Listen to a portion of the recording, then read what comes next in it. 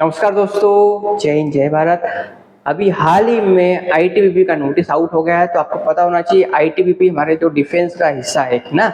यहाँ पे जो डिफेंस हिस्से की अगर बात करें तो ये मेन जो चाइना और इंडिया वाला जो बॉर्डर पार्ट है वहाँ पे यहाँ आईटीबीपी के जवान तैनात रहते हैं, तो उसकी वैकेंसी निकली है। तो ध्यान से देखिए इसका नोटिस कब आउट हुआ है और कैसा हम करेंगे। तो हम बात करेंगे भाई इसकी। तो आईटीबीपी में अगर बात करें तो यहाँ पे दो वैकेंसी निकली। दो कौन कौन सी वैकेंसी निकली इस बात करें तो ट्रेडमेंट में दो वैकेंसी कौन कौन सी, एक होगी ट्रेलर की वैकेंसी और दूसरा होगा कॉपलर की वैकेंसी, और ये ट्रेडमेंट के अंतर्गत निकाली गई है ना। आगे बढ़ते हैं कि इसका क्या एग्जाम पैटर्न रहेगा, कैसा क्या रहेगा। टोटल पोस्ट की हम बात कर लेते हैं। टोटल पोस्ट की बात करें तो यहाँ पे 51 पोस्ट निकाली गई है, और 51 पोस्ट में आपको जो पैसा मिलेगा ये पे कमीशन के अकॉर्डिंग मिलेगा।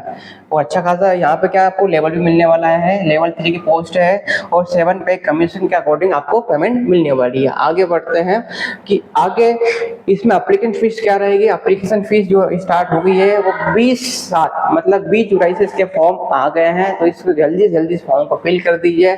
लास्ट डेट क्या रहेगी फॉर्म फिल करने की, 18 अगस्त रहेगी। अगर आपको लास्ट डेट पर अगर पेमेंट फीस करना है तो उसकी डेट क्या रहेगी, वो भी 18 अगस्त रखी गई इन्होंने। अब एग्जाम की बात करेंगे कि एग्जाम आपका कब होगा, तो आपकी जो इसकी मेन साइट है आईटीबीपी की, उसकी मेन साइट को आप विजिट करते रहिए।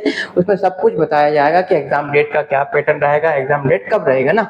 आगे बढ़ते हैं कि एप्लीकेशन फीस कितनी होने वाली है इसकी, तो थोड़ा ध्यान दीजिए। ये जो वैकेंसी है इसमें जनरल वाले कैंडिडेट हो गया और ईडब्ल्यूएस वाले कैंडिडेट, उनके लिए 100 रुपये लगने वाले हैं नाम मात्र के लिए।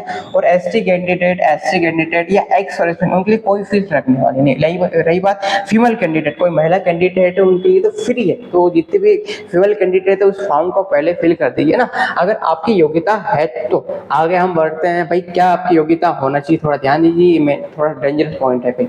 अगर ये समझ गया तो इस फॉर्म को आराम से फिल कर सकते हो। अगर ये नहीं समझा तो इस फॉर्म का रिजेक्ट होने से कोई नहीं रखता आपके फॉर्म को ना। पहली बात तो उन्होंने बोला कि 10वीं क्या होना चाहिए, पास होना चाहिए। रही बात इस ट्रेड में क्या होना चाहिए, 2 साल का क्या एक्सपीरियंस भी होना चाहिए आपको। तो टेलर और कॉबलर की जो पोस्ट निकालेगी उसमें 2 साल का क्या एक्सपीरियंस होना। अगर ये नहीं है आपके पास तो फिर क्या होना चाहिए, 1 साल का आईटीआई का क्या सर्टिफिकेट होना चाहिए जो ट्रेड गिवन है। अगर ये भी नहीं है तो लास्ट में 2 साल का डिप्लोमा होना चाहिए इसी ट्रेड में। तो थोड़ा सा ये हॉट पॉइंट है योग्यता वाला, इसको ध्यान से पढ़िए, आप देखिए समझिए। रही बात एज क्या होना चाहिए, एज की अगर हम बात करें तो मिनिमम एज कितनी होना चाहिए, 18 साल आपके पास मिनिमम एज होना चाहिए। 18 साल का होना चाहिए, और मैक्सिमम एज कितनी है, 23 साल तक ही मांगी गई है ना। थोड़ा ध्यान कि इस बात का 24 साल कोई बंदा इसको फील नहीं कर पाएगा। रही बात एज में जो आपको मिलेगा छूट वो तो मिलना ही है। आगे बढ़ते हैं कि एग्जाम का पैटर्न क्या रहेगा। सबसे पहली बात करते हैं एग्जाम कैसा होगा, तो इसका एग्जाम होने वाला 3 फेज में।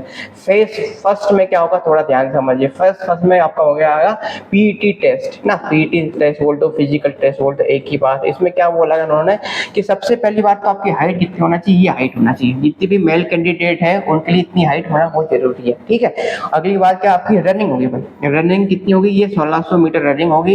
इस रनिंग को आपको 7 मिनट 30 सेकंड में कंप्लीट करना है। रही बात लॉन्ग जंप कितना होगा, 11 फीट आपको लॉन्ग जंप लगाना है, और हाई जंप कितना 3.5 फीट लगाना है। हर एक में थोड़ा ध्यान रखो, यहाँ पे 3 चांस मिलते हैं ना एग्जाम, इतना ध्यान रखो। अगर पहली चांस में फेल हो गए तो सेकंड चांस में अटेम्प्ट कर सकते हो। लाइव वाइज चेस्ट की हम बात करते हैं, चेस्ट कितना क्या चेस्ट आपका होना चाहिए, तो बिना फुलाए आपका चेस्ट 80 होना चाहिए, और 85 सेंटीमीटर फुला के होना चाहिए। तो 5 सेंटीमीटर का यहाँ पर क्या होना चाहिए, डिफरेंस होना चाहिए। तो ये मेल का फिजिकल टेस्ट ऐसा होने वाला है। अब फीमेल की हम बात करें तो सबसे पहली बात फीमेल कैंडिडेट ये हाइट होना चाहिए आपकी ना 157 सेंटीमीटर हाइट होना चाहिए, और आपको 800 मीटर की जो रनिंग है वो 4.45 मिनट में तय करना है। लॉन्ग जंप कितना होगा, यहाँ पे 9 फीट होगा फीमेल कैंडिडेट के लिए, और हाई जंप कितना 3 फीट होगा।